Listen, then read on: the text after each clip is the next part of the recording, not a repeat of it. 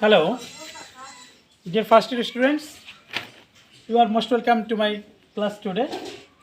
This is my 17th lecture with you, and this is from English first paper, Unit 4, Human Relationship. We have already taken one class from lesson 1, and this is from lesson 2, Unit 4, according to last year English book. Unit 4, Human Relationship, Lesson 2, Love and Friendship. Our today's lesson title is Love and Friendship. Maybe all of you are very familiar with this word. One is love and the other is friendship. Love and friendship are the two most important demand in human life. If there is no love and no friendship in life, then what's the meaning of life? If there is no love, there is no friendship in life, then what is the meaning of life? Our life will be frustrated, life will be meaningless. And this lesson, actually, this one is a song. Actually, this one is a song. This lesson has been taken from Act 2 and Scene 7 from William Shakespeare's famous play, one of the famous play, As You Like It. What is the name of the play? As You Like It.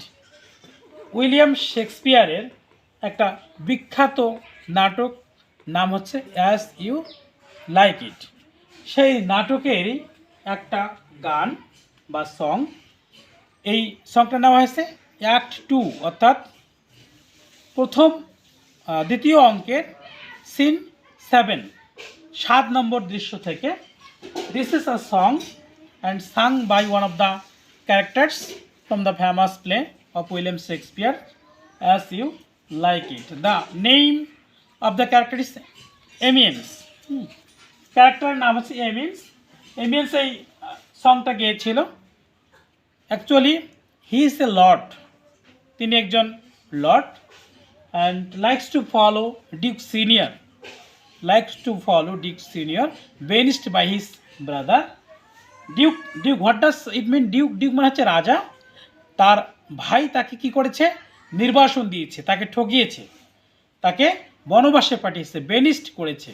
এবং সেই যে বনবাসে যে রাজা, সেই রাজারই একজন Lord, তিনি রাজাকে ফলো করছিলেন সেই বনবাসে, বনের মধ্যে, এবং সেখানে গিয়ে তিনি এই সং বা গানটা গেয়েছিলেন। দেখি আমরা কি বলছে, তিনি কি বলতে চেয়েছেন এবং পয়েট এখানে কি বলতে চেয়েছেন। Let's start reading the song. Lyrics, মূলত গীতি কবিতা। Lyrics, what does it mean? Lyric মানে হচ্ছে গীতি কবিতা। ঠিক এটা একটা গীতি কবিতার মতো। না, পয়েট কি বলছেন দেখি। ব্লো ব্লো, ব্লো মানে কি? What does it mean? Blow, blow মানে বয়ে যাওয়া। পয়েট বলছেন যে ব্লো ব্লো, দাও দাও দাও। হোয়াট ডাজ দাও? দাও মানে হচ্ছে ইউ। কবিতার ভাষায় দাও, আর দাওটাকে বলা হয় ইউ। ব্লো ব্লো, বয়ে যাও, দাও উইন্টার উইন্ড। Winter wind. তা পয়েট এখানে কাকে অ্যাড্রেস করছেন? The poet addresses the winter wind. শীতের ঠান্ডা বাতাসকে বলছে যে তুমি বয়ে যাও, তুমি বয়ে যাও। দাও আর্ট, দাও মানে কি? ইউ। আর্ট, আর্ট মানে হচ্ছে আর, আর্ট মানে হচ্ছে আর। দাও আর্ট মানে you are not so unkind, তুমি এতটা নির্দয় নও। কবি কি বলছেন? শীতের প্রচণ্ড ঠান্ডা বাতাসকে তিনি বয়ে যেতে বলছেন, এবং তিনি ঠান্ডা বাতাসকে অ্যাড্রেস করে বলছেন, thou art not so unkind, you are not so unkind, তুমি এতটা নির্দয় নও। অ্যাজ ম্যানস ইনগ্র্যাটিটিউড, আমরা মূল থিম এই জায়গা থেকে পাবো। এই লাইনটা পড়লেই আমরা পাবো কি? As man's ingratitude. কবি কাদের কথা বলছেন? পয়েট কাকে অ্যাড্রেস করে বলছেন? শীতের ঠান্ডা বাতাসকে কার সাথে তুলনা করছেন? As man's ingratitude. অ্যাজ যেমন, ম্যানস মানুষের, ইনগ্র্যাটিটিউড মানে কি? অকৃতজ্ঞতা। তিনি শীতের ঠান্ডা বাতাসকে বলেছেন যে তুমি আমার শরীরের উপর দিয়ে তীব্র গতিতে বয়ে যাও। I can tolerate you, I can bear you, I can endure you, আমি তোমাকে সহ্য করতে পারি, but I cannot tolerate my friends ingratitude. I cannot tolerate man's ingratitude. আমি মানুষের অকৃতজ্ঞতা, ছলনা, প্রতারণা, ভণ্ডামি এটা আমি সহ্য করতে পারি না। কবি বলছেন the poet addresses the winter wind, তিনি উইন্টার উইন্ডকে অ্যাড্রেস করেছেন যে winter wind you can blow as strongly as you can, তুমি যত গতিতে পারো তুমি বয়ে যাও, but I can tolerate you, আমি তোমার সেই ঠান্ডা বাতাসকে সহ্য করতে পারি, but I can't tolerate man's ingratitude, I can't tolerate man's hypocrisy, আমি মানুষের সেই ভণ্ডামি, আমি মানুষের সেই প্রতারণা, I can't tolerate man's falsehood, মানুষের সেই মিথ্যাচার, আমি এটাকে সহ্য করতে পারি না। তো কবি সমাজের মানুষের যে অকৃতজ্ঞতা, ভণ্ডামি, প্রতারণা, ফলসুড, মিথ্যাচার, তার সাথে তুলনা করছেন শীতের ঠান্ডা বাতাসকে, যে তিনি শীতের প্রচণ্ড ঠান্ডা বাতাস হয়তো বা সহ্য করতে পারেন, কিন্তু সমাজের মানুষের যে ভণ্ডামি, যে প্রতারণাপূর্ণ আচরণ, যে মিথ্যাচার, তিনি সেটা সহ্য করতে পারেন না। দাই টুথ ইজ নট সো কিন, এবং কবি বলেছেন যে তোমার যে প্রচণ্ডতা, তোমার ঠান্ডার যে তীব্রতা, এটা মানুষের অকৃতজ্ঞতার চেয়েও বেশি তীব্র নয়। তোমার তীব্রতা আমি সহ্য করতে পারি, মানুষের এই ভণ্ডামি আমি সহ্য করতে পারি না। Because thou art not seen, because you are not seen, কারণ তোমাকে আমি চোখে দেখতে পাই না। কবি শীতের ঠান্ডা বাতাসের কথা বলেছেন যে তুমি বয়ে যাও, যত পারো ঠান্ডা আমাকে দাও, আমি সহ্য করতে পারি, কারণ তোমাকে আমি দেখতে পাই না। কিন্তু আমাদের বন্ধুরা যখন আমাদের সাথে প্রতারণা করে, যখন বন্ধুরা আমাদের সাথে ভণ্ডামি করে, সুযোগের সদ্ব্যবহার করে আমাদের কাছে সুবিধা নিয়ে আর যখন আমাদের সাথে দেখা করে না, আবার আমাদের মুখের সামনে ঘুরে বেড়ায়, তখন কেমন লাগে? ডিয়ার স্টুডেন্টস, কবি সেই কথাটা বলছেন যে আমাদের বন্ধুরা যখন আমাদের সাথে প্রতারণা করে আবার আমাদের মুখের সামনেই ঘুরে বেড়ায়, কবি বলছেন যে আমি এটা সহ্য করতে পারি না। কিন্তু শীতের বাতাসকে তিনি সহ্য করতে চেয়েছেন, কারণ শীতের ঠান্ডা বাতাসকে দেখা যায় না। তাই কেউ বলছেন বিকজ দাই ব্রিথ বি রুড, কবি বলছেন তোমার ঠান্ডা বাতাস হয়তো খারাপ হতে পারে, অসহ্য হতে পারে, তবু আমি এটা সহ্য করতে পারি, কিন্তু আমি আমার আশেপাশের মানুষের, সমাজের মানুষের, ফ্যামিলির মানুষের, ঘনিষ্ঠ মানুষজনদের অকৃতজ্ঞতা, ভণ্ডামিপূর্ণ আচরণ আমি সহ্য করতে পারি না। হেই হো sing hey ho unto the green holly, most friendship, এই লাইনটা, this line is most important. কবি কি বলছেন? Most friendship is feigning. কবি বলছেন ফেইনিং মানে হচ্ছে ভণ্ডামিপূর্ণ, প্রতারণাপূর্ণ। ফেইনিং মানে হচ্ছে ভণিতাপূর্ণ, ভণিতা, ভান করা। আমাদের সমাজের মানুষগুলা আমাদের সাথে কি করে? বন্ধুত্বের অভিনয় করে, বন্ধুত্বের ভান করে, আমাদেরকে দেখায় যে তারা আমাদের কত ভালো বন্ধু, কিন্তু না, তারা কি করে? সুযোগ বুঝে সময় মতো ঘাপটি মেরে থাকে, বন্ধুত্বের অভিনয় করে, কিন্তু সুযোগ পেলেই তারা আমরা কড়ায় গন্ডায় একেবারে বুঝিয়ে নেয়, আমাদেরকে বুঝিয়ে দেয় সে আমাদের কতটা বন্ধু, সে আমাদের ঠিকই ঠকিয়ে অন্য জায়গায় চলে যায়। সে কথাটাই কবি বলছেন মোস্ট ফ্রেন্ডশিপ ইজ ফেইনিং। কবি বলছেন মোস্ট ফ্রেন্ডশিপ মানে কি? বেশিরভাগ বন্ধুত্বপূর্ণ সম্পর্কই কি? ফেইনিং, ফেইনিং মানে কি? ভণিতাপূর্ণ, ভান করে। We are pretending that we are friend, আমরা বন্ধুত্বের অভিনয় করি, ভান করি, ছলনা করি। Most loving is mere folly, mere, mere মানে কি? নিছক বা তুচ্ছ। মেয়ার শব্দের অর্থ হচ্ছে নিছক বা তুচ্ছ। আর ফেইনিং, ফেইনিং মানে কি? ফেইনিং মানে ভণ্ডামিপূর্ণ আচরণ, ভণিতা। তো কবি বলছেন মোস্ট ফ্রেন্ডশিপ ইজ ফেইনিং, বেশিরভাগ বন্ধুত্ব কি? ফেইনিং মানে কি? ভণ্ডামিপূর্ণ, ভণিতাপূর্ণ। Most loving mere folly, that means most lovable relationship, most loving is nothing but absurdity and foolery. আমাদের ভালোবাসা কি? ভালোবাসার সম্পর্কটা আসলে ভালোবাসার সম্পর্ক নয়, এটা আসলে ভালো আশার সম্পর্ক। আমরা বেশি বেশি আশা করি, এই ভালো আশার সম্পর্ক ভালোবাসার সম্পর্ক নয়।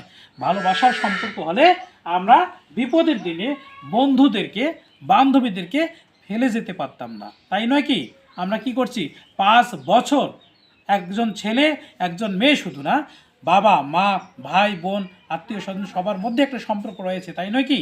কিন্তু আমরা দেখেছি দুর্দিনে কিভাবে, এই কিছুদিন আগে এই করোনাকালীন সময়ে দেখেছি দুর্দিনে করোনা ধরেছে, ঠিক এই এই ধারণা করে মাকে কিভাবে গাজীপুরের জঙ্গলে ফেলে গিয়েছিল, তাই নয় কি? তাহলে আমরা কিসের সম্পর্কের কথা বলি, কিসের ভালোবাসার কথা বলি, আমরা বন্ধুত্বের কথা বলি, ভালোবাসার কথা বলি, কিন্তু আমরা আসলেই কি কাউকে বন্ধু করি নাকি কারো বন্ধু হই? কাউকে ভালোবাসি নাকি কারো ভালোবাসা গ্রহণ করি? আমরা কিছুই করি না। আমরা কি করি?